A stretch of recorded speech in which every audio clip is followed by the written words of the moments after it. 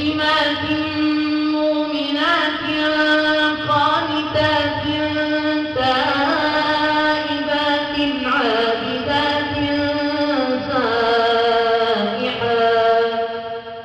سائحات طيبات وأبكارا.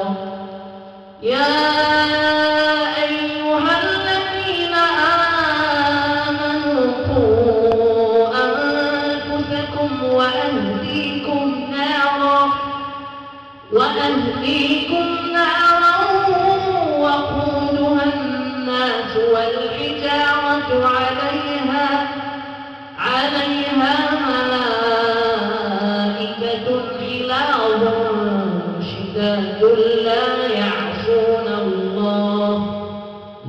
يعصون الله ما أمرهم ويفعلون ما يؤمرون.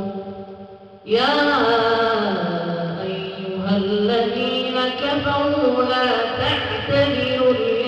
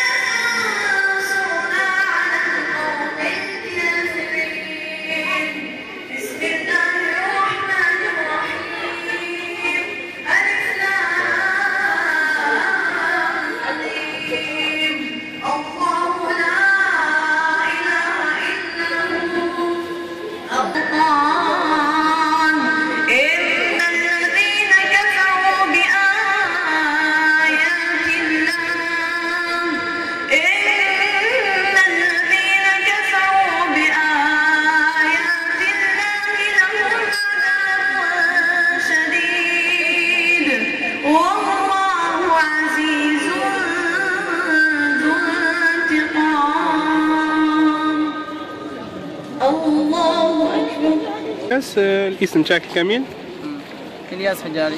شنو هو الشعور تاعك وانت كتشوف هذا الاقبال على المسجد تاع المدينه المنوره هنا في الخميسات والمئات كيصليو من الوراء تاعك في هذا شهر رمضان الفضيل؟ الحمد لله، شعور لا يوصف بأن ترى هذه الوفود كلها تتقاطر على هذا المسجد، كل هذا بغية في كتاب الله تعالى ومحبة في الله تعالى وفي مساجده وفي كلامه.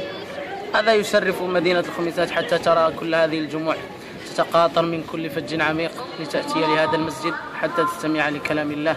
وهدفنا هو أن يصل كلام الله تعالى إلى الناس بالتجويد ليس بغية لشيء آخر. نسأل الله تعالى أن يرزقنا الإخلاص وأن يوفقنا لما يحب ويرضى. أما بعد هذا الإمام احنا مرتاحين له، أنا وصحابي راه كنجيو من أي تيادين من إقليم الخميسات النيت محسوبة على خميسات، كنجيو لهذا الراجل مطمئن لينا، القلب ديالنا مطمئن ليه وكاع الناس كيتهاطلوا عليه لأنه محبوب عند جميع الناس.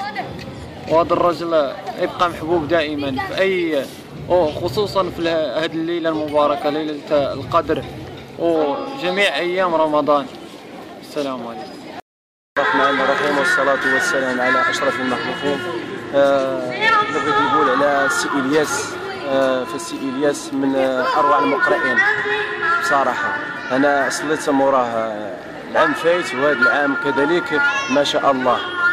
عنده واحد كيبدع، يعني كاين في واحد إبداع ما شاء الله. صليت في عديد المساجد ما شاء الله. الشباب اللهم وفقهم. إنما إلياس يتلو آيات الله كما أمره الله تعالى، ورتلوا القرآن ترتيلا.